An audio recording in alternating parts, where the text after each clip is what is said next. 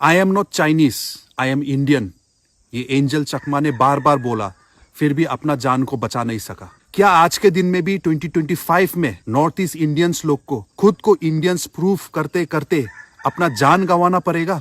ये हमारा डिमांड है प्राइम मिनिस्टर नरेंद्र मोदी जी से। आप पूरा इंडिया को एड्रेस करो और ये मैसेज पहुंचाओ गांव गांव में कि नॉर्थ ईस्ट इंडियंस लोग चाइनीज नहीं है, इंडियंस है। ये मैसेज आपके जरिए पहुंचना पड़ेगा।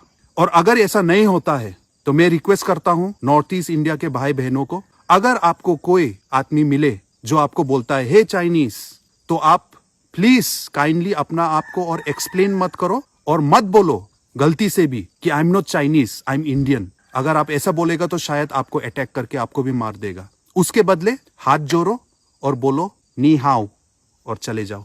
आपको चाइनीज सोच के छोड़ देगा, क्योंकि चाइनीज को तो हम लोग कुछ नहीं कर रहे, अपना इंडियंस को ही मार रहे। तो हमें भी स्ट्रेटेजी चेंज करना पड़ेगा।